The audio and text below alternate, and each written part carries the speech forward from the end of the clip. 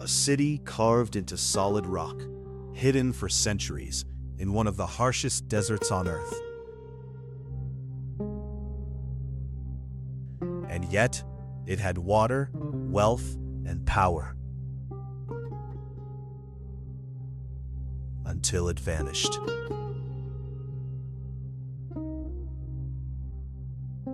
Deep in southern Jordan, beyond a narrow canyon known as the Sheikh, lies one of the most extraordinary cities ever created, Petra. But Petra is not built, it is carved. Its most iconic structure, the Al-Khazneh, rises nearly 40 meters high, sculpted directly into a sandstone cliff with astonishing precision. No bricks, no foundations, just raw rock transformed into architecture. Petra was created by the Nabataeans, a nomadic Arab people who settled here around the 4th century BCE.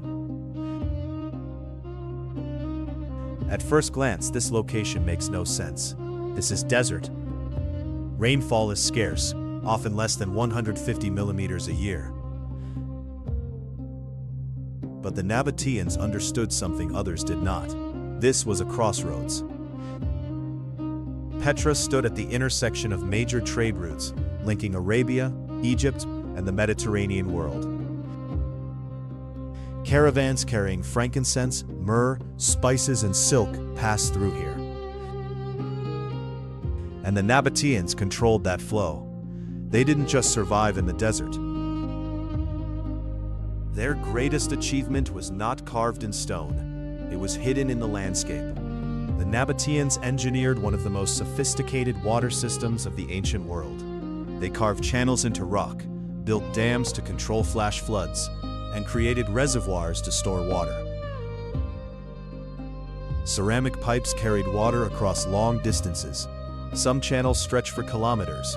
They even filtered water through settling tanks, removing sediment before it entered the city. In one of the driest regions on Earth, they created stability. At its peak, Petra may have supported more than 20,000 people. Fountains flowed, gardens grew. Water was not a luxury here, it was controlled. What you are about to see is not a ruin. This is an AI reconstruction of Petra at its peak, based on archaeological evidence, architectural analysis, and historical trade records. The canyon of the Sheikh opens, not into silence, but into life. The Al-Khazneh stands freshly carved, its sandstone glowing in deep reds and golds. Painted details, long lost to time, cover its facade. Caravans enter the city, camels loaded with incense, spices, and silk. Voices echo through the narrow passage, Arabic, Greek, Aramaic, the languages of trade and power. Water flows through carved channels along the streets. Fountains are active. Gardens, real gardens, grow in the middle of the desert. Merchants negotiate in shaded spaces carved into stone. Priests perform rituals in temples. Citizens move through a city that is not hidden, but thriving. This was a powerful economic center of the ancient world, controlled by the Nabataeans. A city that turned stone and sand into wealth. Petra is often called the Rose City for the color of its sandstone cliffs, but its architecture reveals something deeper.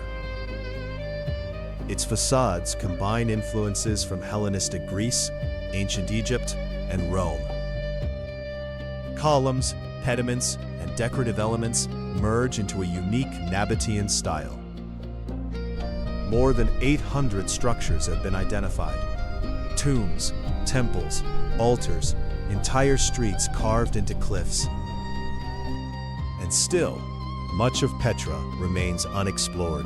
And this is where the story becomes unsettling. Petra was not destroyed. There was no final battle, no dramatic collapse. A city this advanced, simply faded. Why would a city that mastered the desert choose to disappear from it? In 106 CE, Petra was absorbed into the Roman Empire. Under Roman rule, the city remained active, but the world around it was beginning to change. Over time, trade routes began to shift. Sea transport became faster and more efficient than long desert caravans. Petra started to lose its strategic importance. Then came disaster. In 363 CE, a powerful earthquake struck the region. Buildings were damaged. But more critically, the water system was disrupted. Without water, Petra could not survive. Its population declined, its streets emptied, and slowly, the city was abandoned. For centuries, Petra disappeared from the known world. It remained known only to local Bedouins. Then, in 1812, a Swiss explorer named Johann Ludwig Burckhardt rediscovered it. Disguised as a pilgrim, he traveled through the desert and was led through the Sikh. What he saw at the end of that narrow canyon was a city thought to be lost forever. Even today, Petra is far from fully understood. Modern technology continues to reveal new structures beneath the Ramal. In 2016, archaeologists identified a massive, previously unknown platform near the city center using satellite imaging. Its purpose is still unclear. Many tombs remain sealed. Entire sections of the city are still buried.